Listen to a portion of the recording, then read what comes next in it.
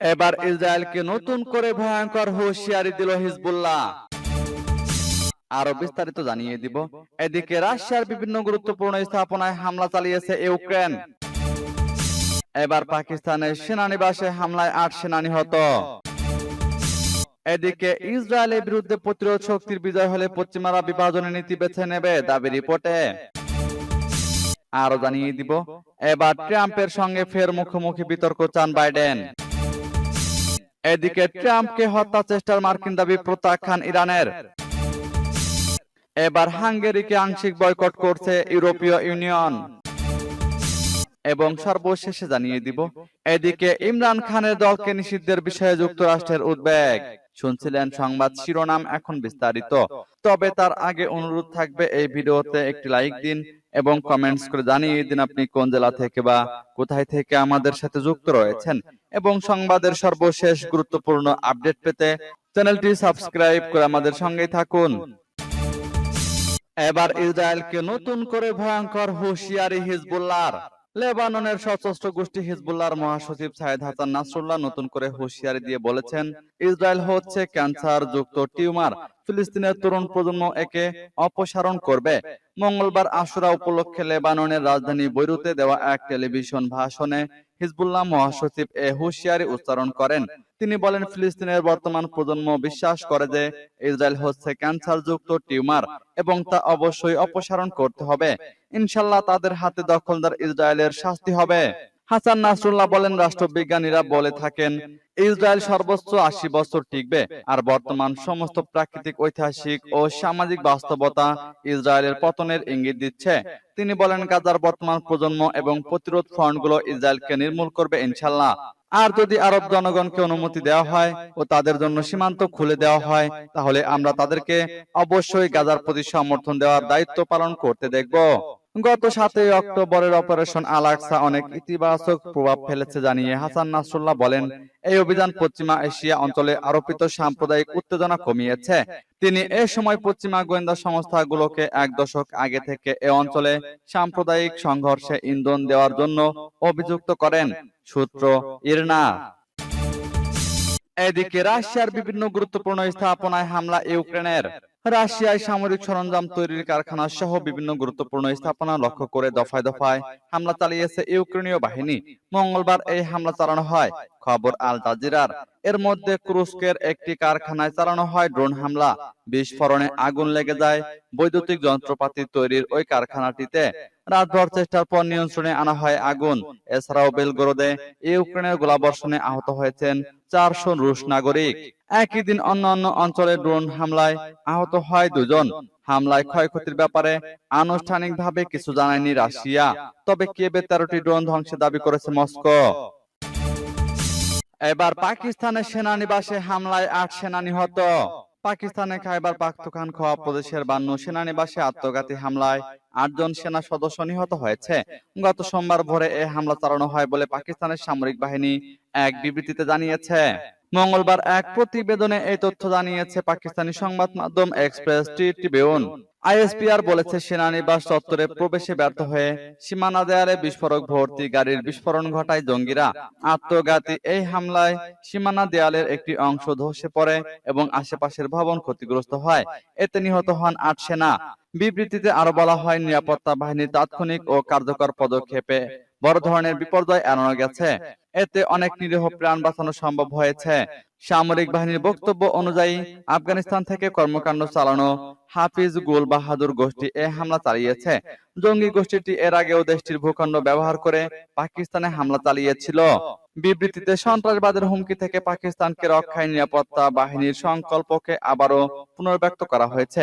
একই সঙ্গে আফগানিস্তান থেকে সৃষ্ট এই হুমকিগুলোর বিরুদ্ধে যথাযথ প্রয়োজনীয় সব ব্যবস্থা নেওয়া হবে বলেও এতে উল্লেখ করা হয়েছে।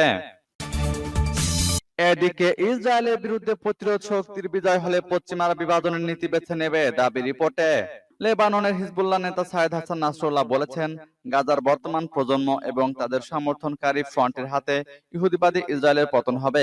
গাজার বিরুদ্ধে 9 মাস ধরে যুদ্ধ করার পরও ইহুদিবাদী ইসরায়েল তাদের কোনো সামরিক লক্ষ্য অর্জন করতে পারেনি। গাজার জনগণের প্রতিরোধ মোকাবেলায় তারা মরিয়া হয়ে উঠেছে বলে মন্তব্য করেন হিজবুল্লাহ নেতা। পার্স টুডে আরো জানিয়েছে, সাইদ হাসান নাসরুল্লাহ মঙ্গলবার রাতে এবং আশুরায়ে হুসাইনির রাতে এসব কথা বলেন। যদি তাদের জন্য সীমান্ত খুলে দেওয়া হয় তাহলে দেখা যাবে তারা স্বেচ্ছায় গাজার সমর্থনে দায়িত্ব পালন করবে। তিনি আরো বলেন, আল-আকসা তুফান অভিযানের অন্যতম বরকত হলো সহায়ক ফ্রন্টগুলোর পারস্পরিক সংহতি, বিশেষ করে লেবানন, ইরাক এবং ইয়েমেনের ফ্রন্টগুলোর মাঝে ঐক্য ও সংহতি বড় রকমের অর্জন। এদের পেছনে আমেরিকা বছরের পর বছর ধরে বিচ্ছিন্নতার উস্কানি দিয়ে এলেও কোনো ফল পায়নি। তাদের সেই তৎপরতা এখন সর্বনিম্ন পর্যায়ে পৌঁছেছে। হিজবুল্লাহ মহাসচিব আরো বলেন, আশা করা যায় যে আল-আকসা তুফান অভিযানের বিজয়ের পর ইহুদিবাদী ইসরায়েলের বিরুদ্ধে মুসলমানদের ঐক্য আরো দৃঢ়তর হবে।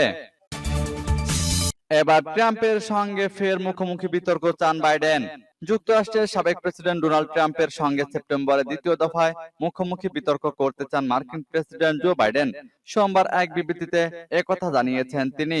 সংবাদ মাধ্যম নিউ ইয়র্ক পোস্ট এক প্রতিবেদনে জানায়, গত 27 জুন ট্রাম্প বাইডেন নির্বাচনী বিতর্কে নাস্তানাবুদ হয়েছেন বাইডেন। এটা নিয়ে শুরু হয়েছে তুমুল সমালোচনা। এর মধ্যেই নতুন করে আরো একবার নির্বাচনী বিতর্কে মুখোমুখি হওয়ার অঙ্গীকারের কথা জানিয়েছেন বাইডেন। সংবাদ মাধ্যম এনবিসিকে দেওয়া এক সাক্ষাৎকারে বাইডেন বলেন, আমি তার সঙ্গে বিতর্ক করতে চাই। তিনি তার প্রথম বিতর্কের ভরাডুবি প্রসঙ্গে বলেন, এবারের বিতর্কে তিনি ভিন্নধর্মী পরিকল্পনা করেছেন। এবার আর আগের মতো ভুল হবে না। ট্রাম্প বাইডেন দ্বিতীয় দফার মুখোমুখি নির্বাচনী বিতর্কটি সেপ্টেম্বর মাসের 10 তারিখ হতে পারে।